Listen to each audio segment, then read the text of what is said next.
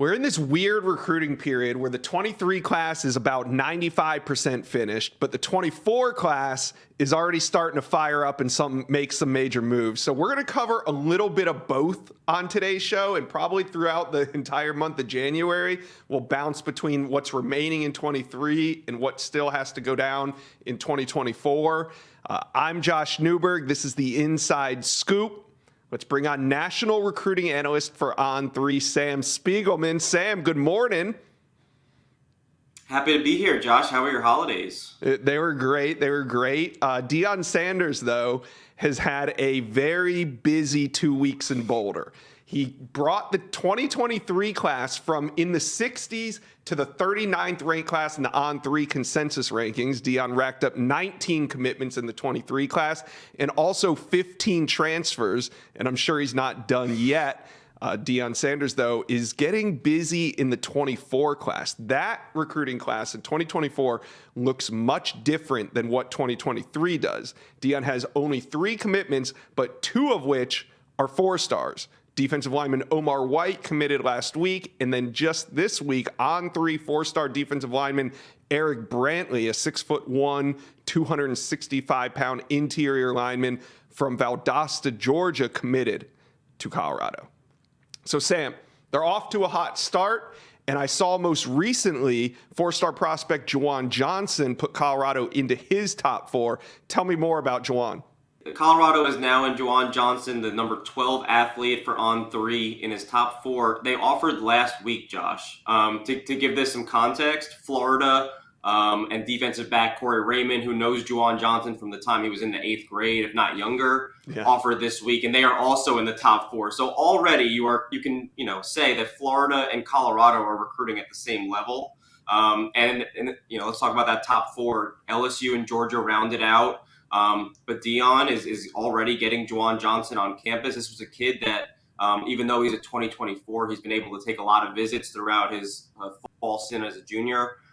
Was hoping to make an early spring decision, but now he's got to visit Florida, he's got to visit Georgia, and he's got to see Colorado, which it's a statement by Deion Sanders, the way they closed 2023, and they're hitting the 2024 class running. So you do think that he's going to take some visits before making a decision?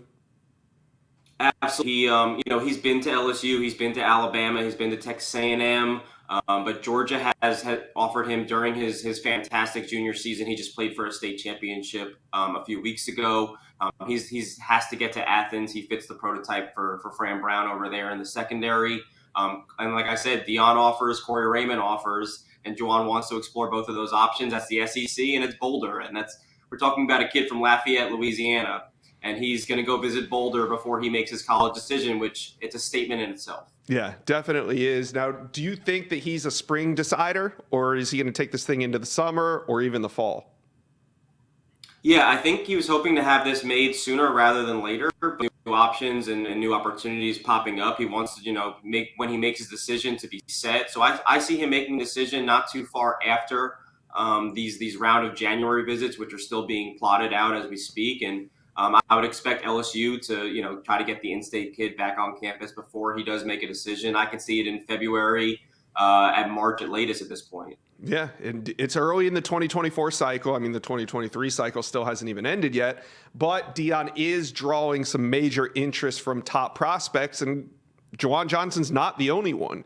5-star athlete KJ Bolden, who's going to cut his list down on New Year's, and the number 1 linebacker in America, TJ Capers, named a top 5 yesterday that included Colorado. So they are making some moves. There's also some prior relationships. Bolden's from Buford, Georgia. He has a prior relationship with Colorado DC Charles Kelly, who is the DB coach at Alabama.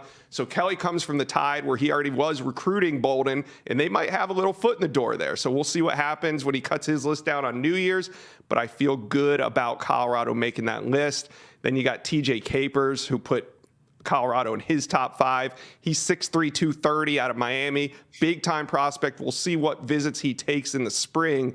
But Georgia, Louisville, Miami, Colorado, and USC round out his top 5. Sam, we speculated that Deion Sanders might try and play a disruptor role on 2023 signing day. We didn't exactly see the fireworks that we were hoping to out of Boulder, but it might not be over. Remember, I told you 2023 is about 95% done. Well, within that little 5% window is five-star cornerback Cormani McClain. He did not sign with Miami as expected on signing day. He waited until the early period ended on Friday to say nothing. He said nothing, Sam. So we have no idea what's going on with Cormani McClain, but you've been talking to sources. What are you hearing with his recruitment as we head into January? Cormani became the headliner of the early signing period by moving his signing date and then disappearing off the map. But listen, at the point during the early signing window, no one, whatever you can get. I had one source tell me that even though he's committed to the Hurricanes, Mario Cristobal beat Florida and Alabama for his commitment when he made his decision. I had a source tell me that he is definitely not signing with the Hurricanes. That would be just a colossal blow to the class, considering it was such a great get for Cristobal, getting an in-state kid, beating out Florida in the process, beating out the Tide in the process. But there was speculation that Deion might be involved, and we've confirmed that there is definitely interest. You mentioned it. Charles Kelly was Alabama's DB coach at one point. The Tide was in Cormani's recruitment. Deion Sanders, we talked about the appeal to not only 4- and 5-star kids, but we're talking about one of the best DBs in top uncommitted in the country, if I'm not mistaken. And he's been recruited by Alabama. They've been a leader. And, now that he's, we don't believe that he is signed during the early signing window, that opens the door for a little bit of chaos for Deion. And, to play for Kelly, to play for Deion, a legend at the position, makes a lot of sense. Yeah, and the fact that Cormani's waiting, he hasn't enrolled at Miami, he hasn't signed any papers to our knowledge, because Miami would be able to officially release the name of Cormani McClain publicly. They have not done that. So all signs point to Cormani McClain taking this recruitment through the month of January and signing with a school in February. He's only taken one official visit, and that was to Miami over the summer. Hasn't gone anywhere else. So he has four available official visits. You think Deion's going to push for one? Absolutely. We said earlier, the kid from Lafayette, Louisiana has to go to Boulder before he makes his decision. I think we're talking about a kid from Lakeland, Florida is going to have to go to Boulder as well. I think it's in the cards. I think, look at the way this is closed out. I don't think Miami is taking a stop recruiting Cormani, but Alabama just signed 5-star Desmond Ricks. LSU signed Javian Toviano. After when the second signing period comes around, it's a matter of position of need, and cornerback is always a position of need. I can see Colorado trying to sell immediate playing time as they rebuild their roster. And could you find a better fit if that's one of the main goals of his recruitment, to get on the field early? And the lure to go play under Deion Sanders, who did it at that position, and maybe play across from Travis Hunter at Colorado. There's a lot of things in play. We'll see what happens with Colorado. Got to get Cormani on campus in January. We'll see how that plays out. Guys, please do me a favor. Hit the like button, hit the subscribe button to the On3 YouTube page. We got a lot of content coming out. I do this recruiting show every Monday and Thursday. We also got JD Piquel putting out college football content every single day. So do me a favor, like and subscribe to the On3 YouTube page.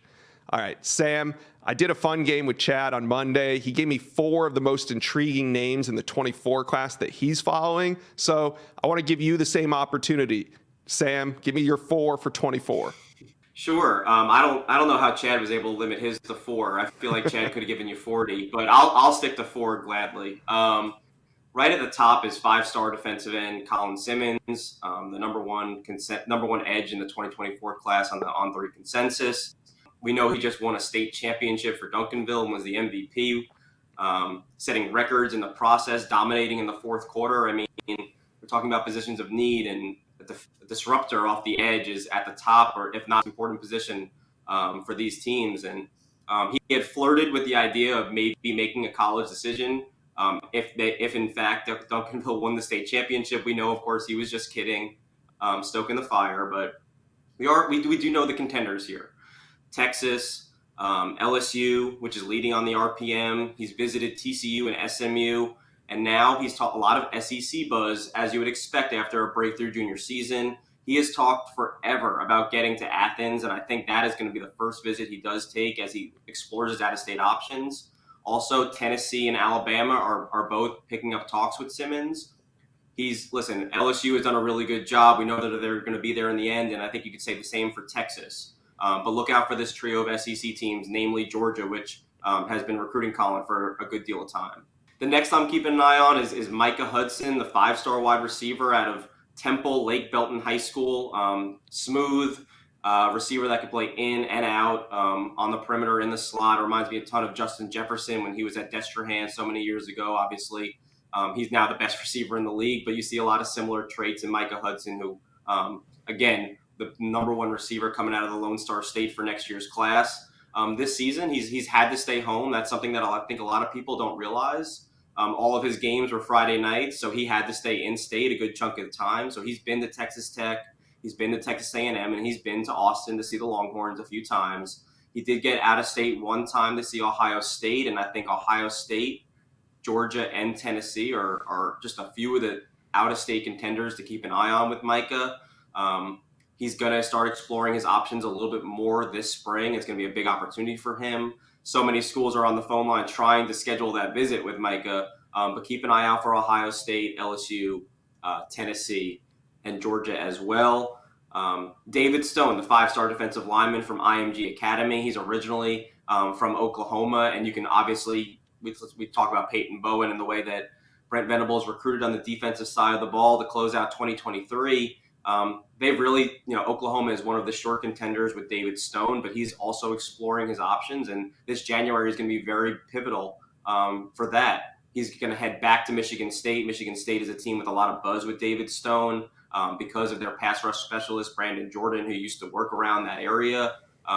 Also, Georgia and Tennessee are both battling to get him on campus, and so is Oregon, which we know has a reputation for closing out with blue-chip defensive players. Almost got it with Peyton Bowen, but they've obviously won a lot of big key recruiting battles and have shown that they could be national contenders on the recruiting trail under Dan Lanning. So David Stone with a big January coming up, and I expect that to loom pretty large as he moves closer to a decision.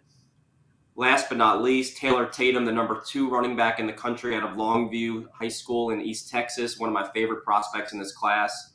Reminds me a lot of Justice Haynes, one of just the guy who just signed with Alabama, just a fantastic 3-down back, which I think is such a rare feat for running backs these days. Speed, power, and just an absolute stud catching the backfield for Longview. This fall, he's been able to stay very close to home. He's been to Oklahoma, Texas, Texas A&M, TCU, and Baylor. He did get out to see USC, and USC is definitely a team to watch with Taylor Tatum, along with Oklahoma and the Aggies.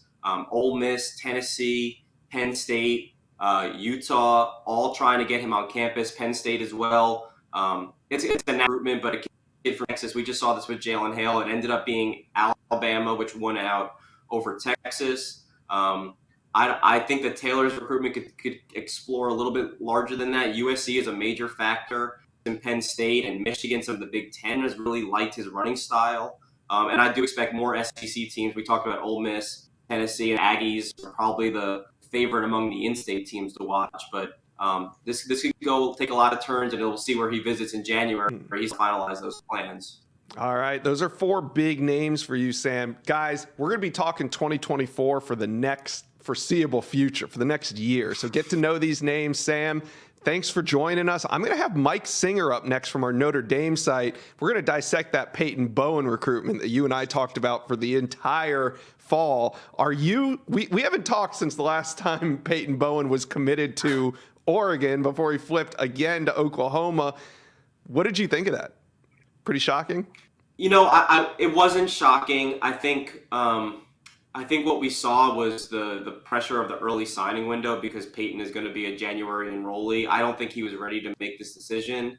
From what I understand and what we tried to report on 3 with an ongoing recruitment like that is, I think, he was torn between Notre Dame and Oklahoma, and I felt like Oregon was middle ground that his family could kind of agree upon. But then when they took it into account, wanting to play for Dan Lanning, wanting to go out west and compete in the Pac-12, and Matt Powledge is a fantastic defensive backs coach that knows Peyton from the time that he was at Baylor. Then they made the decision. I don't think they felt good about it when it was time to sign. I think it was just a little bit too. Yeah, that was part of the hold up with Notre Dame. He loves Notre Dame. It's far from Denton, Texas. And he's a homebody. He's close with his whole family, mom, dad, his brothers. And I think Oklahoma, not only he's got a close friend in Jackson Arnold, they were so consistent recruiting him as soon as Brent Venables got to Oklahoma. And I think it kind of was a compromise amongst the families. Hey, it's everything we want academically, everything we want athletically, and it's still close to home. Everyone can agree on that. I know. So crazy. Well, it's good to see you, Sam. I'll talk to you on Monday. Have a happy new year, Josh. All right. You too, buddy. Next up, we are going to bring on Mike Singer. We're going to talk a little Notre Dame recruiting. Notre Dame entered the month of December in the number 3 spot.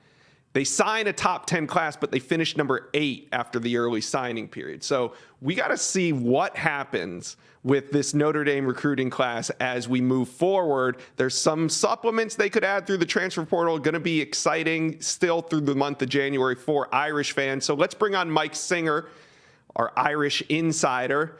Mike, what's up? How you feeling? Doing good, Josh. Appreciate you having me on. All right. So Notre Dame finishes with the top 10 class, but they do slide from 3 to 8. But the big question is for you, did they fill their needs with what they signed in 2023? Have you ever heard a coach, say, hey, we didn't fill our needs, so, hey, every class is the best class ever signed. But, Josh, the thing with Notre Dame for the past decade or so has been getting elite quarterback play and then getting better on the edges. Notre Dame is very good on the offensive line. The defensive line's been a strong point the past few years. Obviously, the tight end position, linebacker has been good to Notre Dame, but it's been corner, receiver, and quarterback. So you look at those 3 spots. This is Notre Dame's first time in the internet era signing 3 top 30 nationally ranked wide receivers ever. That's a very impressive haul right there. The cornerback class is excellent with Christian Gray and Micah Bell, 2 very speedy, 4.4-ish guys in the 40-yard dash. And then the quarterback, you get an Elite 11 finalist and an All-American Bowl participant coming up soon in Kenny Minchie, flipping him from Pittsburgh. So yeah. I think it's a job well done for the Notre Dame staff, and it's the first time the Irish have signed a back-to-back top 10 classes since 2013-14. So, the end of the cycle, Josh, Notre Dame didn't, sign any, those big-time new players or stick with Peyton Bowen on National Signing Day. But, again, you look at the entirety of the class and what they were able to do in signing back-to-back top 10 classes. That's something Brian Kelly hadn't done in a long time. Yeah, absolutely. There's a lot of good that came with this class, but they didn't, like you said, they didn't really finish as strong as maybe fans had hoped. Losing both of their 5-star commitments, Keon Keeley decommitted in August, and then Peyton Bowen famously does it on signing day. What went wrong? I mean, Dylan Edwards decommitted down the stretch, signs with Colorado. What kind of went wrong down the stretch? My theory here, Josh, is that Notre Dame is just a school that so often do you see Notre Dame with the number 1 class early on. You mentioned going in December, top 3 class. Notre Dame is just one of those schools that kids, when they get it and they want to be at Notre Dame, they pop early, they're locked in. But then you have some kids who just, they want glitz and glamour elsewhere. That's no disrespect on any player who decommits from Notre Dame. Notre Dame's not for everybody, but it's just kind of one of those schools that's if you know, you know. And a lot of the players who make the signing day decisions, again, I don't mean any disrespect, just aren't typically Notre Dame kids. So that's why you don't usually have these strong signing day finishes for Notre Dame. Now, maybe what Notre Dame should do one of these years is have one of their super solid players decommit a week or two before signing day just to flip them back on National Signing Day. Maybe then Notre Dame has a strong signing day. But to me, Josh, it's more about the totality of the class rather than just what happened on one single day. But it's also they did sign 24 really darn good players, and it's a number 8 class, but it actually is a fraction of it's like 0.05 points better than the class they signed last year, which was number 6. So right. It's another really good class for the Irish. Let's revisit the Peyton Bowen recruitment, though. For much of the fall, it seemed like he was going to flip. It was either Oklahoma, most likely Oklahoma, but then Oregon started getting some traction late. But then about 24, 48 hours before signing day, there was a lot of confidence that Peyton Bowen was going to end up sticking with the Irish. So just from your perspective on that day, walk me through the Peyton Bowen flip. Yeah, I never really bought into the Oregon stuff, which is why when he announced his flip there, I was pretty stunned. Mm-hmm. I mean, for several months, it's been confidence on the Notre Dame side of things, confidence on the Oklahoma side of things. So it's like, what's the truth? It's been very difficult to gauge what is the truth in this recruitment. So in my reports of Blue and Gold, I had been saying for a long time, again, Notre Dame sources feel confident, but you can't ignore that Oklahoma also feels confident. My gut had been telling me, going back to my last point about, these kids with all this drama just typically don't end up at Notre Dame. I had, in my gut, thought that he would flip. So the result of him signing with Oklahoma was not a surprise. Now, with signing day specifically, after he flipped to Oregon, I had the Oregon Ducks National Signing Day page and their Twitter. I had Twitter alerts on for Oregon every time they tweeted to see, does he actually sign? I don't give a rat's butt about who commits on National Signing Day. Do you sign with that school? Yeah. And Peyton Bowen did not sign with Oregon. When I woke up the next morning, refreshing that page to see if he's actually going to sign with Oregon, and he didn't. And it comes out, that, hey, he's still having conversations with Notre Dame and Oklahoma, very heartfelt conversations with both staffs. And, Notre Dame didn't end up working for the Irish, and it obviously did for the Sooners. I woke up on Thursday morning. Peyton Bowen had flipped to Oregon on Wednesday. First thing I did when I woke up Thursday morning was go to the Oregon Ducks Twitter page and see if they had announced Peyton Bowen. I assumed, it probably happened while I was sleeping. When I woke up on Thursday morning and saw that the Oregon Ducks were not naming Peyton Bowen on their Twitter, I knew something was up, because you can only publicly speak of a player by name if the fax comes in. Fax didn't come in Thursday morning. He flips to Oklahoma. Do you think in the end it was really all about location? Do you think that was maybe one of the most important factors for him? Location, and that Denton, Texas pull to Oklahoma is pretty strong. His girlfriend's going to play soccer for the Sooners. His best buddy's Jackson Arnold, the 5-star quarterback for OU now. So I think that it was just, and Sam did a great job touching on this, that, maybe this family member wanted Oregon, this family member wanted Notre Dame, but Oklahoma just kind of felt like that solid, middle ground that everyone can be comfortable with. So location, he went to Oklahoma so many times. He visited the Sooners, twice as many times as he went up to South Bend. So follow the visits is definitely one of my mantras in recruiting. But I think my new one is expect the unexpected, because this recruitment definitely taught us that. All right. So Marcus Freeman, through his first full cycle as head coach at Notre Dame, how do you grade him? I would give him a solid B+.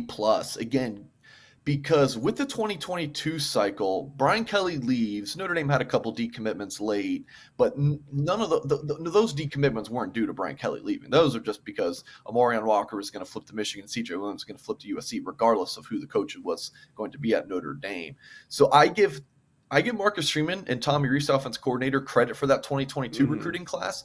So I keep going back to this back-to-back top 10 class is something that hasn't happened in so long for Notre Dame. So with that in mind, and Marcus Freeman being so important to both of those, I got to give him a solid B+. Yeah. Now, if you get Keon Keeley and Dante Moore and Jason Moore, the defensive lineman from DeMatha Catholic on the East Coast, then you're talking about an A, but still really good for Notre Dame. Yeah, and they went through a lot this cycle. He experienced the highs and the lows. Like you said, Notre Dame at one point had the #1 class in America at certain points of the summer. Then they avoid the nosedive with the bad start to the season. They pull it out. They stabilize the program. Recruiting does not fall apart, but they just don't close the way that you really want to see them close. So altogether, I agree, B+. Very good first start for Marcus Freeman. Also some stuff to build on.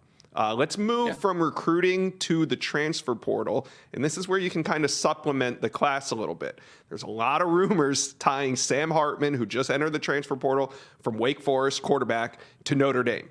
He's the #2 ranked quarterback in the On3 transfer portal rankings. Would this addition lessen the sting of signing day? And what are you hearing about Sam Hartman? Oh, yeah, this would be huge for Notre Dame. I mean, I mean, you look at where the quarterback position was at for Notre Dame 7 months ago, and the future looked kind of bleak. Yeah. You know, if Notre Dame wasn't able to land Dante Moore. They don't get Moore, but they do get CJ Carr for 2024, Kenny Minchie for this 2023 class, and then you bring in Sam Hartman, you know, the ACC's all-time passing touchdown leader as a one-year rental. I mean, kudos to Tommy Rees if he's able to pull this off. It'd be quite outstanding. It'd be a nice Hearing bridge to those younger targets as well. Absolutely. I mean, Pete Thamel putting out there that Notre Dame's the expected landing spot. I mean, that's a pretty good indication, and my sources are certainly backing that up. I am hearing a little SEC buzz that some of those schools are going to be in the mix for Hartman, but I still think after Notre Dame's bowl game that there's a pretty high chance that Sam Hartman ends up with the Irish. Is there a window when the academic calendar starts that Sam Hartman would need to make a decision?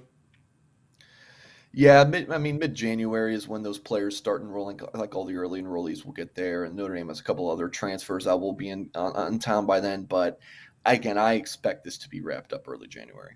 That would be a major infusion of talent to the roster if they could land Sam Hartman. We'll keep an eye on that. Before I let you go, though, give me the 3 most important 2024 targets for the Irish. Yeah, the number 1 offensive tackle per on 3 is Gerby Lambert from Massachusetts. That's a big one for Notre Dame. Do believe the Irish have a early lead there. Notre Dame has had a up and down kind of history with recruiting in Florida. The Keon Keeley one sting in this 2023 cycle, but they're still going into the Sunshine State. Largo, Florida high school linebacker Adarius Hayes is a top 100 player. Linebacker could be a rush end, just a kind of a defensive athlete. Notre Dame sources are so high on him, and they're hoping that they can pull off an upset, getting him away from some of those in-state schools. And then I would just throw out a big-time receiver, whether that's Jeremiah McClellan from St. Louis and then another St. Louis player in Ryan Wingo, maybe Breedell Richardson, a Tampa area player. Just Notre Dame has an elite receiver committed in Cam Williams from Chicago, but they need to get another elite receiver to just continue to build on the edges. That dynamic offensive skill, always elusive for Notre Dame, and that's why you go to Florida for it. All right, before we get out of here, let's run down the top 10 for the 2023 class one more time. You got Alabama at number 1, Georgia sitting at the 2 spot, Texas, Miami, and Ohio State round out the top 5. Then you have Oklahoma, LSU, Notre Dame, Oregon, and Florida. Like I said, we're about 95% done with this class, but there are a couple big targets remaining, namely Deuce Robinson and Nicholas Harbor. Deuce Robinson is the number 1 tight end in the nation, 5-star prospect out of Phoenix, Arizona. This is a 2-team race right now. Most people think it's Georgia or USC. Now we'll see what visits he takes in January, because it's going to get real interesting. He's already taken official visits to UGA and USC. Does he make it back to either school on his own dime? That could be telling. And don't forget Texas and Alabama. They're also heavily involved with Deuce Robinson as well. He's not making his decision until February 1st. 5-star athlete Nicholas Harbor, he's also out there, the number 1 ranked athlete in the country. He's a top 20 player. He stars on both sides of the football as a tight end or a linebacker, edge rusher, dynamic player. He's taken official visits to Maryland, Michigan, and South Carolina. Now, he may go to Georgia, LSU, or Miami before making a decision. I'm leaning toward Michigan right now, but again, just much like Deuce Robinson, I think his January visits will be telling. That's it for now for the Inside Scoop. We will be back with Chad Simmons, Sam Spiegelman, and the rest of the cast on Monday. Thanks for watching. Thank you for watching. Make sure you smash that subscribe button for me, and remember to check out all the videos on the On3 YouTube page.